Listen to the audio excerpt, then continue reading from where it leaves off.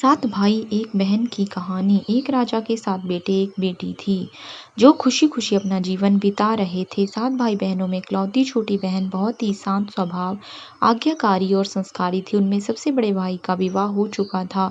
सातों भाइयों में सबसे छोटा भाई एक आंख से अंधा था। छोटे भाई के दिल में अपनी इकलौती बहन के लिए बहुत प्यार था। एक दिन बड़े राजकुमार अपनी पत्नी और अपने छोटे भाइयों को साथ लेकर अपने खेतों में काम करने चले गए। चूंकि उस जमाने में खेती-बाड़ी आपसी सहयोग से हुआ करती थी, सभी लोग खेतों में काम करने जाने से पहले अपनी छोटी बहन को खाना बनाने का आदेश देकर घर से निकलते हैं।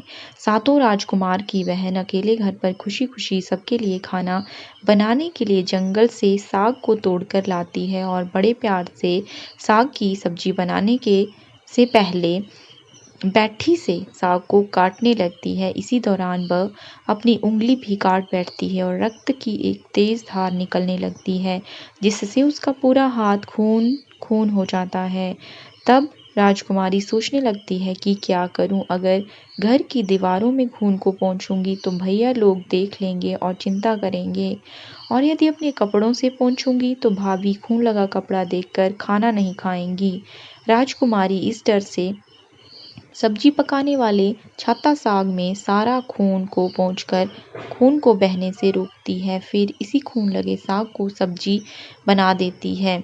जब उसके सारे भाई और भाभी अपने खेतों से लौटते हैं तो छोटी बहन हमेशा की तरह सभी के लिए साफ थाली में खाना और मिट्टी के लोटे में पीने के लिए पानी देती है, और सभी एक साथ खाना खाते हैं और पके हुए साग को खाकर खाने की जमकर तारीफ करते हैं। और वे सब अपनी बहन से पूछते हैं कि बहन, तुम्हारे द्वारा बनाया हुआ यह साग बहुत बार खाया है, परंतु आज की बनी सब्जी का स्वाद बहुत ही अद्भुत लगा। बताओ ना, कैसे और क्या क्या मिलाकर इतना स्वाद सब्जी बनाई हो? पहले तो राजकुमारी डर से सहम गई कि कहीं भाइयों को पता न चल जाए कि मेरे हाथ की उंगली कट गई है। फिर वह थोड़ा सोचकर बोलती है कि कुछ नहीं भैया, जैसा हमेशा की तरह सब्जी पकाती हूँ वैसे ही तो बनाई हूँ। राजकुमारी अगले दिन सातों भाइयों के अनुरोध पर फिर से एक बार वही छाता साग की सब्जी बनाती है, परंतु भाइयों को पिछले दिन के जैसा स्वाद नहीं मिलता। फिर ऐसा ही अनुरोध 3-4 बार हुआ, लेकिन खून लगे साग का स्वाद उनके मन मस्तिष्क से उतर ही नहीं रहा था। असलियत जानने की जिज्ञासावश सातों भाई और भाभी ने उससे उस दिन के खाना बनाने का तरीका जानने का जिद की। मजबूरन राजकुमारी को सारी घटना बतानी पड़ी। सच्चाई मालूम होने पर पांचवा भाई, जो बहुत ही लालची किस्म का था, उसने बाकी भाइयों से कहा कि बहन का खून इतना स्वादिष्ट लगा तो इसका मांस कितना स्वादिष्ट होगा। यह बोलकर सभी भाइयों के बीच चर्चा करने लगता है। सबसे छोटे भाई को छोड़कर बाकी भाइयों ने राजकुमारी को मारकर उसका मांस खाने को राजी हो गए। मांस खाने की सोचकर उन सभी के मुंह से लार टपकने लगी। भाइयों के मन में स्वादिष्ट खाना खाने के लिए वे कितना लालची बन गए, इसका आभास राजकुमारी को हो गया था कि किस प्रकार उसके भाई उसकी मांस खाने की लालसा रखते हैं। एक दिन सातों भाई शिकार खेलने के बहाने राजकुमारी को लेकर घने जंगल में ले जाते हैं, जहां पूर्व से निर्मित 4 केंद्र के वृक्षों पर बने मचान के नीचे पहुंचते हैं, जिस पर अपनी बहन को यह झूठ बोलकर चढ़ने के लिए बोलते हैं कि इस मचान पर जंगली जानवर तुम पर हमला नहीं कर सकेंगे। इस प्रकार सातों भाई अपनी बहन को मचान पर बैठाकर अपना अपना धनुष लेकर शिकार करने का ढोंग करके चले जाते हैं। तब राजकुमारी को पूरा आभास हो चुका था कि आज उसका आखिरी दिन है, लेकिन वह चाहती थी कि उनके भाइयों की इच्छा पूर्ण हो, इसलिए भी वह मचान में जाकर बैठ जाती है। फिर सभी भाई केंद्र के वृक्ष पर बने मचान से कुछ दूरी पर स्थित टोंगरी पर अपने अपने धनुष बाण के साथ पहुंचते हैं और एक चट्टान पर बारी बारी से अपने बाणों को तेज धार प्रदान करते हैं।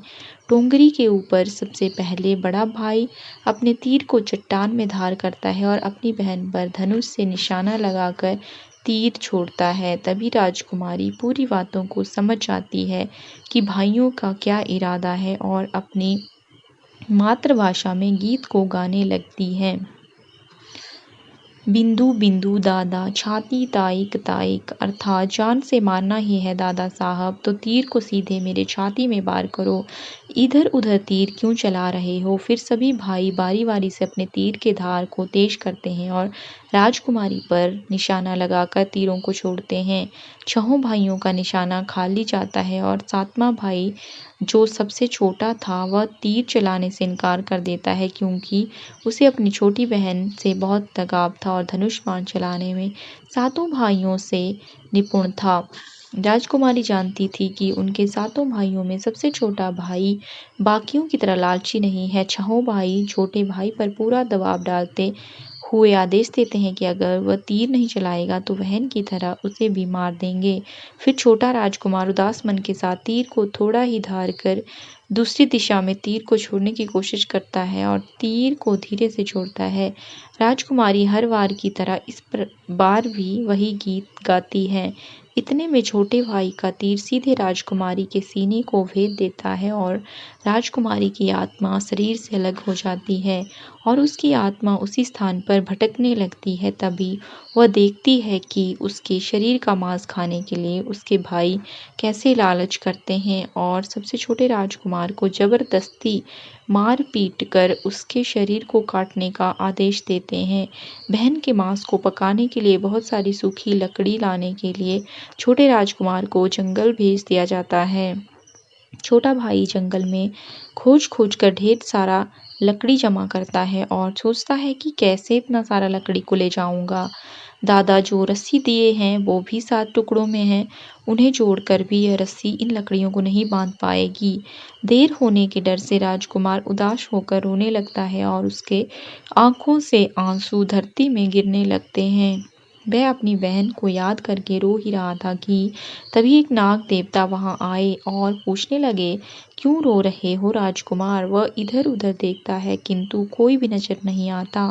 फिर राजकुमार को नाग देवता दिखते हैं और राजकुमार नाग देवता को अपनी पूरी आप बीती सुनाते हैं।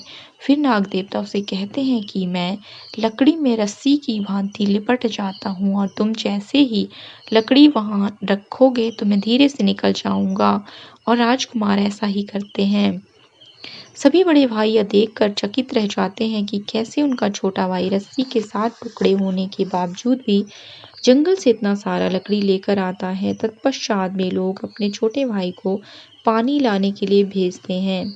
एक घड़े में 7 छेद कर उसे घड़ा थमा देते हैं। छोटा राजकुमार पानी लाने के लिए एक डांडी में जाता है और घड़े में पानी भरता है, परंतु उसमें छेद होने के कारण सारा पानी गिर जाता है और राजकुमार वहीं बैठकर सोच सोच कर रोने लगता है कि बिना पानी के वापस जाऊंगा तो बड़े भैया लोग मारपीट करेंगे। यह सारी घटना को कुएं में मेंढक, केकड़ा और मछली सुन वह देख रहे थे और वे तीनों राजकुमार को रोता देखकर पूछते हैं कि क्यों रो रहे हो? फिर राजकुमार उन्हें अपनी आप बीती को विस्तार से बतलाता है और कहता है कि मैं अपनी प्यारी बहन के शरीर का मांस कैसे खा सकता हूँ?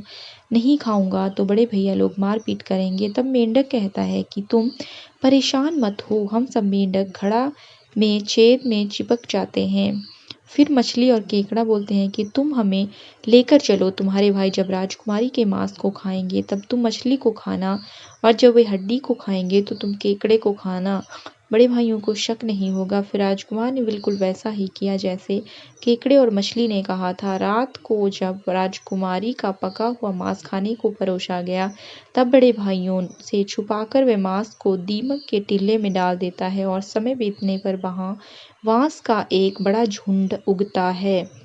इस घटना के वर्षों बाद एक भीख मांगने वाला जोगी उसी बासौदा के पास से गुजर रहा था और वह सुंदर सुंदर बांस के झुंड को देखकर सोचता है कि अगर इतने सुंदर बांस के केंद्रा एक वाद्य यंत्र बनाया जाए तो कितना सुरीला धुन निकलेगा। उसी क्षण बांस से आवाज आती है, ना काट काट रे जोगी, ई तो लागे भैया रोपल बांस। जोगी फिर भी बांस को काटता है।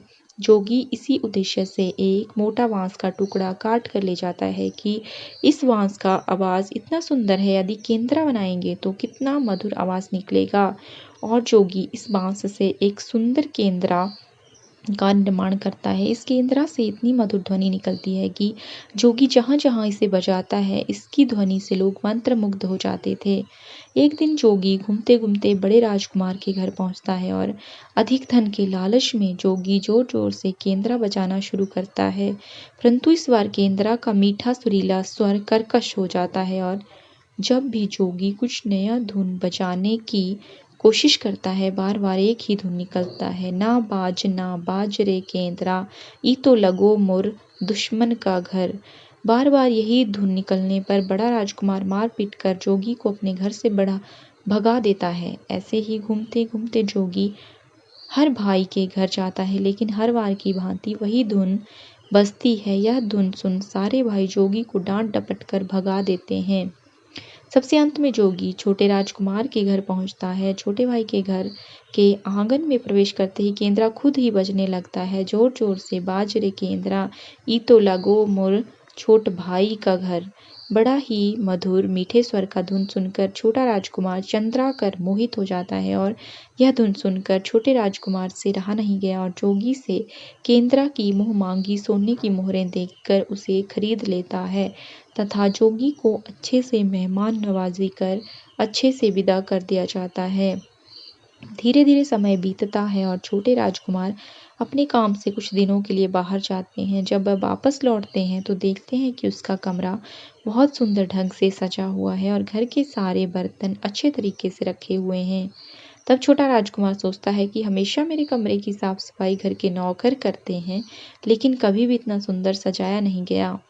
फिर राजकुमार अपने नौकरों से पूछताछ करते हैं कि मेरे कमरे को इतना सुंदर किसने सजाया है। नौकरों के मना करने पर राजकुमार सोचते हैं शायद कोई भाभी आई होंगी और मेरे कमरे को सजाकर गई होंगी। जब भी राजकुमार घर से बाहर काम के लिए जाते, यही घटना हर बार देखने को मिलती और लगातार होने के कारण राजकुमार के मन में जानने की जिज्ञासा उमड़ने लगी कि आखिर मेरे घर को इतने सुंदर ढंग से कौन सजावट करता है। वह अपने भाइयों तथा भाभियों से भी पूछता है और वे लोग भी सजावट करने की बात से साफ मना कर देते हैं। एक दिन राजकुमार सच्चाई पता लगाने के लिए किसी काम का बहाना कर बाहर जा रहे हैं, बोल कर निकलते हैं और छुपकर पुनः वापस आकर अपने कमरे में रखे खजूर के गोल मोड़े हुए चटाई के अंदर छुप जाते हैं। कुछ समय इंतजार के बाद राजकुमार देखते हैं कि एक खूबसूरत सी लड़की केंद्रा से निकलकर कमरे के अंदर आती है और सारे कमरे की सफाई करती है और वापस उसी केंद्रा में समा जाती है। यह देख राजकुमार की आंखें खुली की खुली रह जाती हैं, चूंकि उस लड़की की शक्ल राजकुमार की छोटी बहन के जैसी ही होती है। राजकुमार अगले दिन फिर से एक बार उसी प्रकार छुप जाते हैं और जैसे ही वह सुंदर लड़की पूरे कमरे की साफ सफाई का काम खत्म कर वापस केंद्रा में जाने वाली होती है, तब छोटे राजकुमार उस लड़की का हाथ पकड़ लेते हैं और तुरंत केंद्रा को जला देते हैं, जिसके बाद वह लड़की हमेशा के लिए मानव रूप में परिवर्तित हो जाती है और दोनों भाई बहन खुशी खुशी अपना जीवन जीते हैं। आज भी हर गांव में असारी पूजा के दिन बकरा कटता है और पूरे गांव के घरों में प्रसाद स्वरूप बकरा का मांस खाया जाता है और सतवैनी नामक पूजा स्थान पर वही सरौटी साग को चढ़ाया जाता है।